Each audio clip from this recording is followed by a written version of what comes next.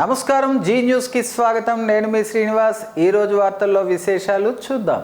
సుందర శ్రీకాకుళం నిర్మాణంలో ప్రతి ఒక్కరం భాగస్వామ్యం అవుదామని శ్రీకాకుళం ఎమ్మెల్యే గొండు శంకర్ పిలుపునిచ్చారు. నగరంలోని బలగా ఎంపీడీఓ కార్యాలయం సమీపంలో మేజర్ కాలనీ తదితర ప్రాంతాల్లో సిమెంట్ రోడ్లకు బుధవారం శంకుస్థాపన చేశారు. స్థానికుల కోరిక మేరకు మేజర్ కాలనీలో జంగిల్ క్లియరెన్స్ చేయించారు. ఈ సందర్భంగా ఎమ్మెల్యే శంకర్ మాట్లాడుతూ గత ప్రభుత్వ పాలనలో అభివృద్ధిని పూర్తిగా విస్మరించారని తెలిపారు. అనేక డివిజన్లలో కనీసం మౌలిక సదుపాయాలు కూడా నోచుకోక ప్రజలు అవస్థలు పడుతున్నారని తెలిపారు. ప్రజలు తనను ఏ నమ్మకంతో గెలిపించారో వారికి అన్ని విధాల సౌకర్యాలు కల్పించి వారి నమ్మకాన్ని నిలబెట్టుకుంటానని చెప్పారు. ఇప్పటికే నగరంలోని అన్ని డివిజన్లలోని కాలువల్లోని పూడికతీత పనులు పూర్తి చేశామని చెప్పారు. సీజనల్ వ్యాధులు ప్రబలుతున్న దృష్ట్యా మున్సిపల్ అధికారులు అప్రమత్తంగా ఉండి సకాలంలో కాలువలను శుభ్రం చేయాలన్నారు. ప్రజలకు ఏ అవసరం వచ్చినా తనను నేరుగా కలవాలని చెప్పారు. ఈ కార్యక్రమంలో కమిషనర్ చెల్లా ఓబులేషు, మున్సిపల్ అధికారులు, టీడీపీ నాయకులు, కార్యకర్తలు పెద్ద ఎత్తున పాల్గొన్నారు. వర్క్ స్టార్ట్ చేయవలసిందిగా కమిషనర్ గారు మేము రివ్యూ పెట్టి ఈ వర్క్ స్టార్ట్ చేయమని చెప్పాము. అలాగే చాలా పెండింగ్ వర్క్స్ ఏవైతే ఉన్నాయో అవన్నీ కూడా యుద్ధ ప్రాతిపదికన పట్టణంలో అన్నీ స్టార్ట్ చేయమని చెప్పాం. అదేవిధంగా ఈరోజు అవన్నీ శంకుస్థాపనకి పూనుకోవడం జరిగింది. ఇది వీలైనంత త్వర కొత్తూరు మండలం నేరడి గ్రామంలో గల వెంకటేశ్వర స్వామివారి ఆలయ పునర్నిర్మాణానికి ఆలయ కమిటీ సభ్యుల ఆహ్వానం మేరకు శంకుస్థాపన కార్యక్రమంలో పాల్గొని పాతపట్నం నియోజకవర్గం శాసనసభ్యులు మామిడి గోవిందరావు ప్రత్యేక పూజలు చేశారు. అనంతరం పునర్నిర్మాణానికి 20,000 రూపాయలను కమిటీ సభ్యులకు విరాళంగా అందజేశారు. ఈ సందర్భంగా ఆయన మాట్లాడుతూ ఏ గ్రామంలోనైనా ఆలయాలు నిర్మించాలన్న సంకల్పం ప్రజలకు ఉంటే వారి యొక్క గొప్ప సంకల్పానికి నా వంతు సహకారం ఉంటుందని అన్నారు. ఈ కార్యక్రమంలో గరుకు యతిరాజు, గరుకు శ్రీనివాస్, అగతమూడి మాధవరావు, జి కమలాకర్రావు, దశరథరావు, ప్రభాకర్, రఘు, కోయిలాప్ సంజీవరావు, గవర తిరుపతిరావుతో పాటు గ్రామస్తులు, కొత్తూరు మండల నాయకులు తదితరులు పాల్గొన్నారు. ఈ ఏడాది ఖరీఫ్ సీజన్లో సాగునీరు ఇబ్బందులు రైతులు ఎదుర్కొంటున్న జల వనరుల శాఖ అధికారులు నిమ్మకు నీరెత్తినట్లు వ్యవహరించడం దారుణమని శ్రీకాకుళం జిల్లా ప్రజాప్రతినిధులు అంతా నిలదీశారు.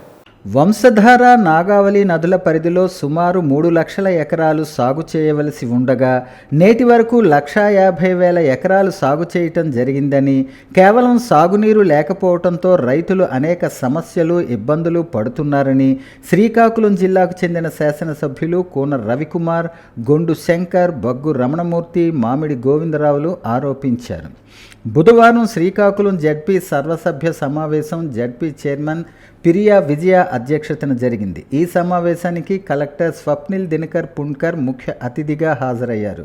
సమావేశం ప్రారంభంలో శాసనసభ్యులంతా జలవనరుల శాఖ అధికారుల తీరుపై మండిపడ్డారు.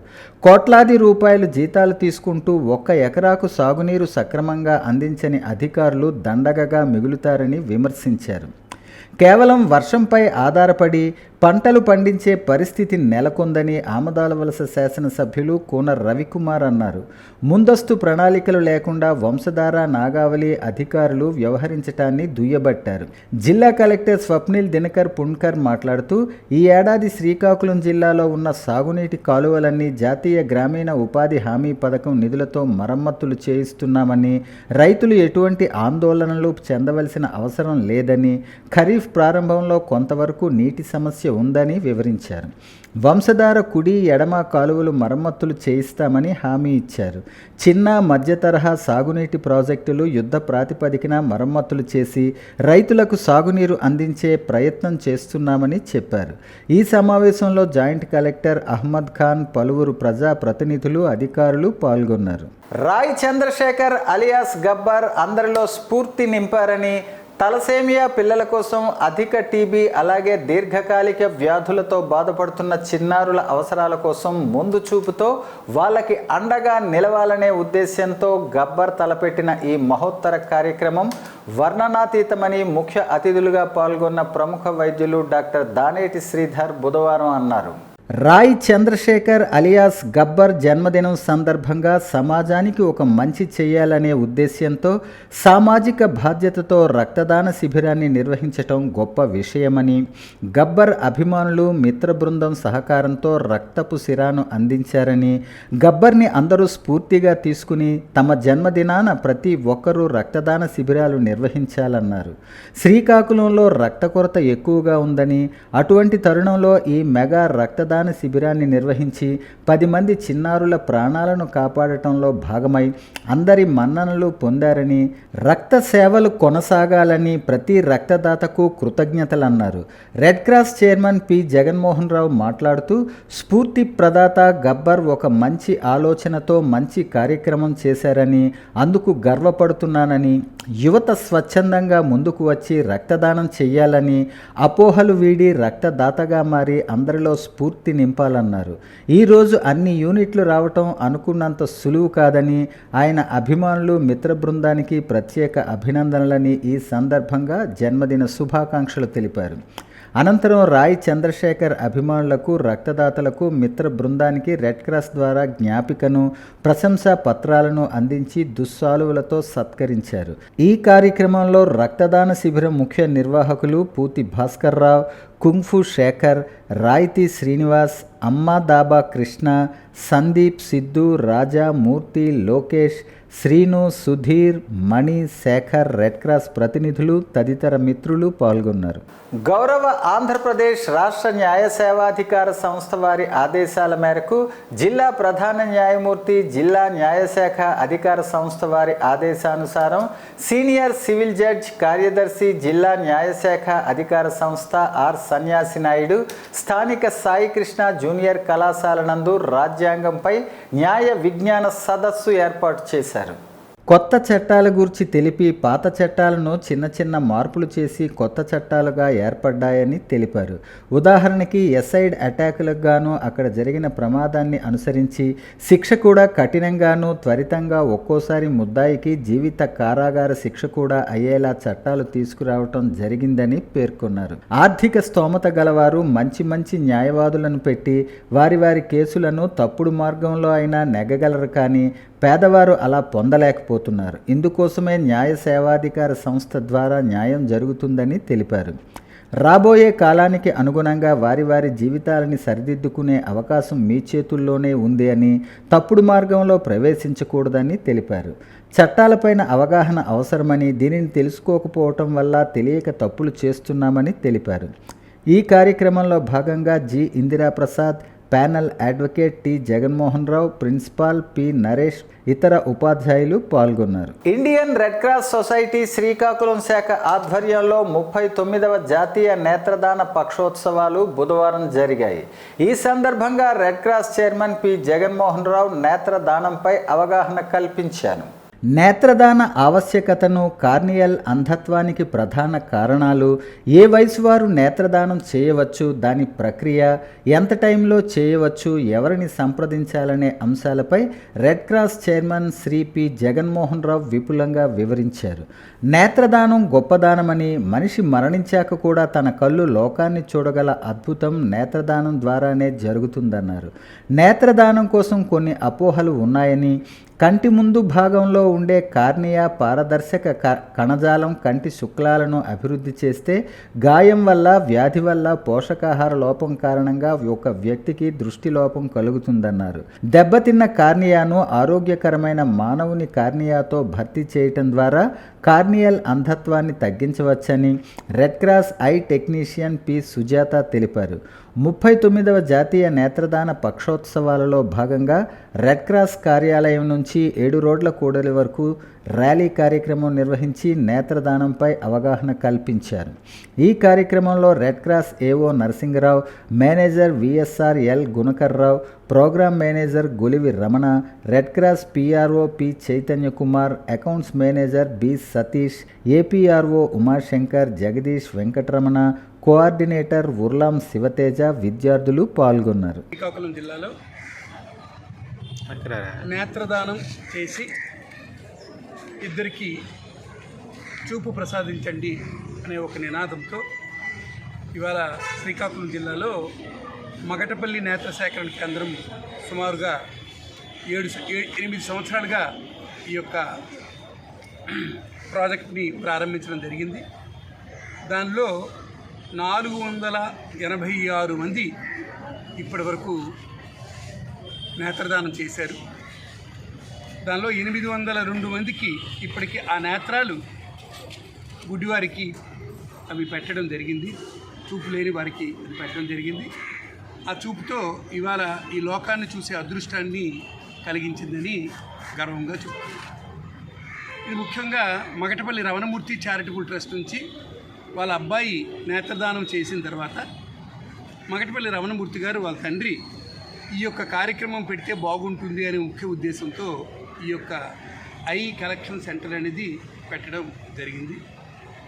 శ్రీకాకుళం జిల్లా ఇండియన్ రెడ్ క్రాస్ సొసైటీలో మొత్తం ఎంటైర్ స్టేట్కి ఇవాళ నేత్రదాన ఐ కలెక్షన్ సెంటర్ అనేది శ్రీకాకుళం జిల్లాలో ఒక్కటే ఉంది.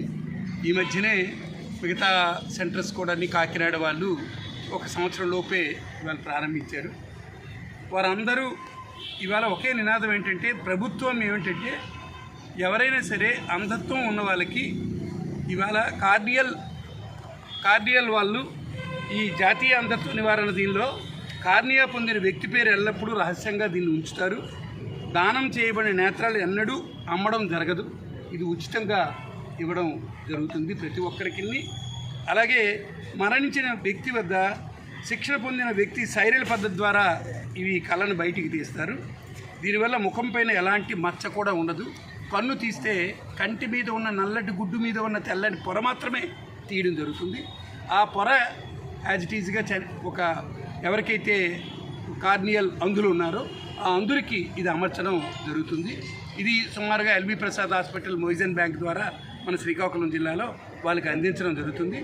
నిరంతర రక్తశ్రామికుడు నగరానికి చెందిన అల్లాడ నవీన్ అని, నగరంలో ఎస్డిపి కావాలంటే నవీన్ ముందుంటారని ప్రముఖ వైద్యులు లయన్స్ క్లబ్ అధ్యక్షులు doctor Boddepalli Suresh, secretary doctor Paidi Sindhura బుధవారం అన్నారు.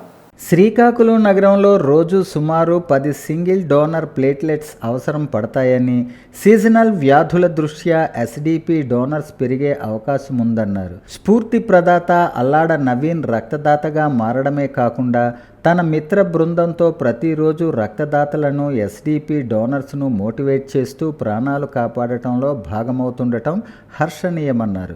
నిరంతరం రక్త సేవలో ఉంటూ మదర్స్ ఫౌండేషన్ ద్వారా అన్నదాన కార్యక్రమాలను సైతం చేస్తున్నారని, సేవకులకు తగిన గుర్తింపునివ్వాలన్నారు. నిస్వార్థ సేవలు కొనసాగాలని Lions club mentor Natukula Mohan ఈ సందర్భంగా ఆకాంక్షించారు. అల్లాడ నవీన్ మాట్లాడుతూ రక్త సేవే మానవ సేవని, ప్రతి నెలలో 2 సార్లు ఎస్డిపి డొనేట్ చేస్తున్నానని, అవసరమైతే రక్తాన్ని సైతం అందిస్తున్నానన్నారు. నాకు సహకరిస్తున్న రెడ్ క్రాస్ ప్రతినిధి, emergency blood service founder Nandi Umashankar, Mothers Foundation Supraja Raut అందరికీ వెన్నుదన్ను ఉర్లాం శివతేజ సహకారం మరోలేనిదన్నారు. నగరంలో రక్త నిల్వ కానీ ఎస్డిపి కొరకు కానీ ఏ టైంలోనైనా నన్ను సంప్రదించవచ్చన్నారు. ఏదైతే ఈ మధ్య కాలంలో రక్త కొరత బాగా చూస్తున్నామో, సో అలాంటి బ్లడ్ తక్కువ అయ్యి చాలామంది పేషెంట్స్ ఇబ్బంది పడుతున్నారు. యాక్సిడెంట్స్ వల్ల కానీ, ఆపరేషన్స్ వల్ల కానీ, ఏదో ఒక టైంలో బ్లడ్ తక్కువగా ప్రతిరోజు పేషెంట్ ఎవరో ఒకరిని మనం చూస్తూనే ఉన్నాము. ఈ మధ్యకాలంలో స్వచ్ఛందంగా అది ముందుకి వచ్చి కొంతమంది, స్పెషల్గా కొంతమందికి ఇప్పుడు మనం విష్ చేయాలి. వాళ్ళు ఏంటంటే ఎవ్రీ మంత్ కొంతమంది, ఎవ్రీ 15 డేస్కి కొంతమంది ఈ ఎస్డిపిస్ అని బ్లడ్ ప్లేట్లెట్స్ డొనేట్ చేస్తున్నారు. సో వాళ్ళందరికీ మనం ఈరోజు స్పెషల్గా అప్రిషియేట్ చేయాలి. వాళ్ళు ఎవరంటే మొదటిగా సుప్రజ గారు, అలానే అల్లాడ నవీన్ గారు, ఉమాశంకర్ గారు, అలానే హర్ష గారు. సో వీళ్ళు మనకి రెగ్యులర్గా బ్లడ్ డొనేట్ చేసి చాలా మందికి ఆదుకుంటున్నారనే చెప్పుకోవచ్చు. సో వాళ్ళందరికీ ప్రత్యేకంగా లయన్స్ క్లబ్ శ్రీకాకుళం సెంట్రల్ నుంచి thank you very much. And ఇలాంటి మంచి పనులు రెగ్యులర్గా చేయాలని మనస్ఫూర్తిగా కోరుకుంటున్నాను. Thank you. Robin Hood army సేవలు విస్తృతం కావాలని, లివర్ క్యాన్సర్ బాధితునికి అండగా రాబిన్ హుడ్ ఆర్మీ నిలవటం హర్షణీయమని ప్రముఖ వైద్యులు లయన్స్ క్లబ్ సెంట్రల్ అధ్యక్షులు doctor Boddepalli Suresh, secretary lion doctor Paidi Sindhura బుధవారం తెలిపారు. శ్రీకాకుళం జిల్లా అంపోలుకు చెందిన ఉట్ల హేమంత్ కుమార్ గత కొంతకాలంగా లివర్కు సంబంధించిన వ్యాధితో బాధపడుతున్న విషయం విదితమే. వారానికి ఒక ఇంజెక్షన్, 3 నెలలకు 12 తీసుకోవాలి. సుమారు 7,500 ఖర్చుతో తీసుకోవాల్సిన పరిస్థితి.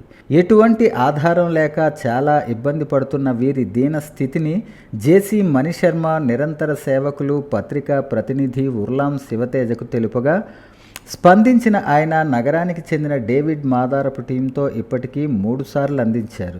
ఇప్పుడు శ్రీకాకుళం రాబిన్హుడ్ ఆర్మీ సహకారంతో అత్యవసరంగా 3 ఇంజెక్షన్లను డాక్టర్ బొడ్డేపల్లి సురేష్, డాక్టర్ పైడి సింధూర చేతుల మీదుగా అందించారు.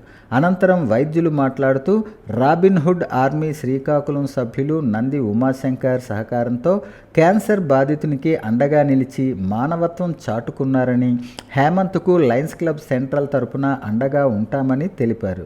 ఈ సందర్భంగా రాబిన్హుడ్ ఆర్మీ అధ్యక్షురాలు రేణుక మాట్లాడుతూ శ్రీకాకుళంలో రాబిన్హుడ్ ఆర్మీ సేవలు విస్తృతం చేస్తామని, అందుకు శ్రీకాకుళంలో కొంతమంది యువత చేస్తున్న సేవలను పరిగణలోకి తీసుకుని సభ్యులుగా చేర్చి నిరంతర సేవలు కొనసాగిస్తామన్నారు.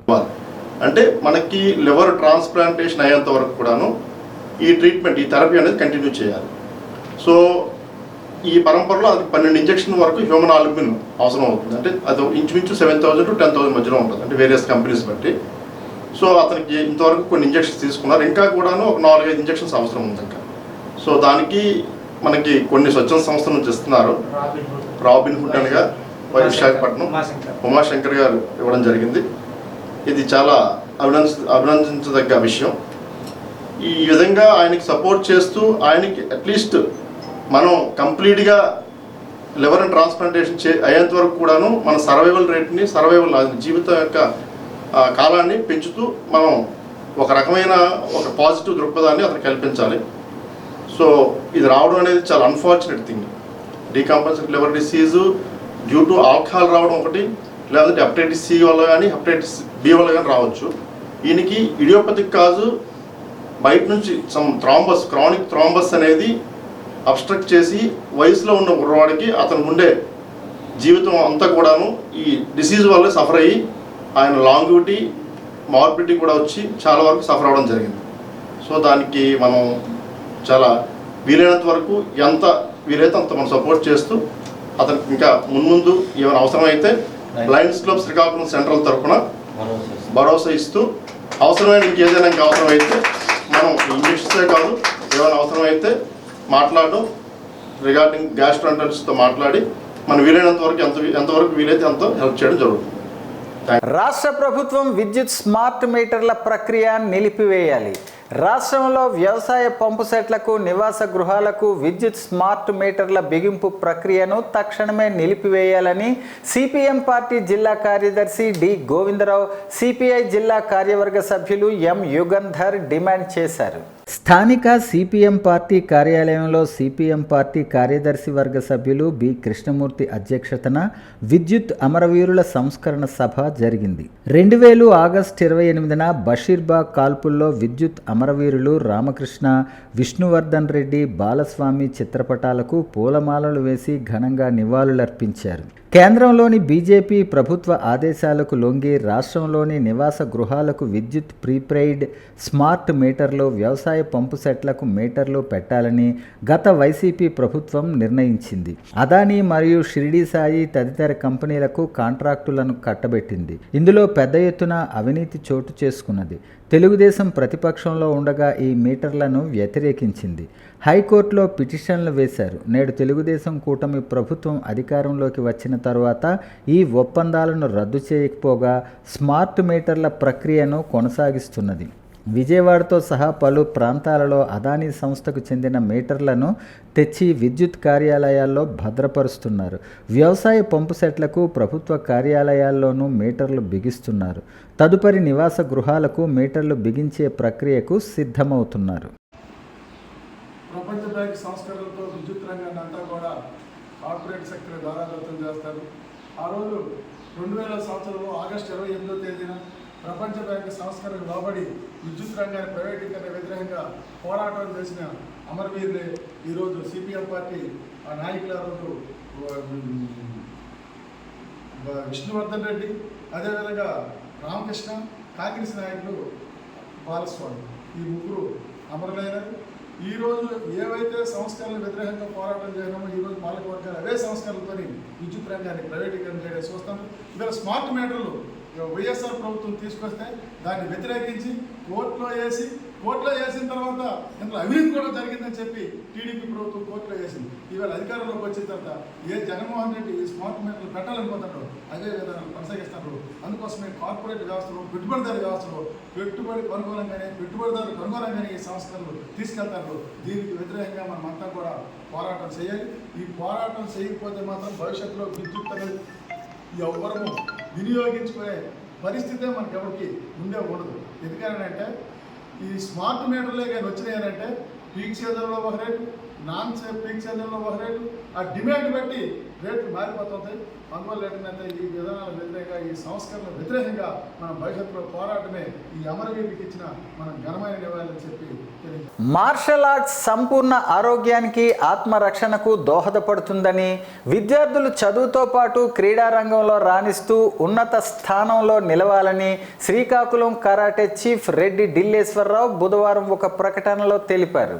శ్రీకాకుళం స్థానిక మహాలక్ష్మి నగర్ కాలనీలో గల కెన్యూ రియో కరాటే విద్యార్థులు జాతీయ స్థాయి కరాటే పోటీలలో బంగారు పతకాలతో మెరిశారని, Chennai national level championship Chennai సెంటమ్ ఇండోర్ స్టేడియంలో జరిగిన పోటీలలో సత్తా చాటారన్నారు. ఇందులో భాగంగా జరిగిన పోటీలలో నగరానికి చెందిన కెన్యూ రియో విద్యార్థులు పాల్గొని పతకాలు సాధించారని, కటా కుమిటీలలో పతకాలను కైవసం చేసుకున్నారన్నారు. మొత్తం 17 మంది విద్యార్థులు పాల్గొనగా స్వర్ణం 14, రజతం 15, కాంస్యం 5తో 34 పతకాలు సాధించారన్నారు. గెలుపొందిన విద్యార్థులకు ఇండియా చీఫ్ కె గిరీష్ పేరుముద్ర చేతుల మీదుగా ప్రశంసా పత్రాలను అందజేసి భవిష్యత్తులో మరిన్ని పతకాలు సాధించి దేశ ఘనకీర్తిని పెంచి జిల్లాకు కోచ్ రెడ్డి ఢిల్లేశ్వరరావుకు మంచి పేరు ప్రఖ్యాతులు తేవాలన్నారు. AP karate chief K Suman ఈ సందర్భంగా విద్యార్థులను అభినందించారు. ఈ సందర్భంగా పతకాలు సాధించిన విద్యార్థులను కోచ్ రెడ్డి ఢిల్లేశ్వరరావుని మహాలక్ష్మి నగర్ కాలనీ దగ్గర గల శ్రీ చైతన్య కళాశాల యాజమాన్యంతో పాటు జిల్లాలో పలువురు వక్తలు అభినందించారు. పీకే ఎంటర్టైన్మెంట్ పతాకంలో ప్రొడక్షన్ నెంబర్ 4 ఆధ్వర్యంలో మధుర విహారీలో స్వతంత్ర చిత్రం పూజా కార్యక్రమం జరిగింది. నగరపాలక సంస్థ పరిధి పిఎన్ కాలనీ వరసిద్ధి వినాయక దేవాలయంలో నిర్వహించిన ఈ కార్యక్రమంలో ముఖ్య అతిథి డాక్టర్ దానేటి శ్రీధర్ మాట్లాడుతూ ఇటీవల కాలంలో ప్రస్తుత సమాజంలో స్త్రీలు, మహిళలపై జరుగుతున్న లైంగిక దాడులు, వారు పడుతున్న ఇబ్బందులే ఇతివృత్తంగా ఈ చిత్ర నిర్మాణం రూపొందించటం అభినందనీయమన్నారు. కార్యక్రమంలో Rokkam Bhaskar, Mudidana Purnachandrarao, Usharani, Siddhartha Satvik, Ramesh Narayana, PK Entertainment team సభ్యులు పాల్గొన్నారు. ప్రత్యక్ష దైవం ఆరోగ్య ప్రదాత శ్రీ సూర్యనారాయణ స్వామివారి హుండీలు ఈరోజు లెక్కించగా అనగా 77 రోజులకు గాను నోట్లు రూపేణా 62,22,146 రూపాయలు మరియు చిల్లర రూపేణా 2,37,020 రూపాయలు కలిపి మొత్తంగా 68,59,166 రూపాయలు ఆదాయం వచ్చిందని ఆలయ ఈవో డిఎల్వి రమేష్ బాబు తెలిపారు. మంగళవారం ఉదయం 9 గంటలకు ఆలయ అణివెట్టి మండపంలో శ్రీహరి సేవ వారితో లెక్కింపు జరిపామని తెలిపారు. అలాగే బంగారం 37 గ్రాములు మరియు వెండి 3 కేజీల 400 గ్రాములు మరియు విదేశీ మారక ద్రవ్యం నోట్ల రూపేణా యునైటెడ్ స్టేట్స్ ఆఫ్ అమెరికా $16, లేరసీ 1, Bank of England 1, Zhongguo Renmin Yinhang 1, Bank of South Sudan 1, Australia 1, Bhutan 1, United Arab Emirates Central Bank 1, bank కువ్యా కన్యా 1 వచ్చాయని తెలిపారు. ఈ కార్యక్రమంలో శ్రీకాకుళం వెంకటేశ్వర స్వామి వారి దేవస్థానం కార్యనిర్వహణాధికారి పి శ్యామలరావు మరియు ఆముదాలవలస గ్రూపు దేవాలయాల కార్యనిర్వహణాధికారి తమ్మినేని రవి మరియు ఆలయ అనువంశిక ధర్మకర్త ఇప్పిలి జోగి సన్యాసిరావు, ఆలయ ప్రధాన అర్చకులు శ్రీ ఇప్పిలి శంకర్ శర్మ పర్యవేక్షించారు. ఆలయ అర్చకులు, ఆలయ సిబ్బంది తదితరులు పాల్గొన్నారని ఆలయ ఈవో డిఎల్వి రమేష్ బాబు తెలిపారు. వార్తలు సమాప్తం. మళ్ళీ తర్వాత బులెటిన్లో కలుసుకుందాం. నమస్కారం.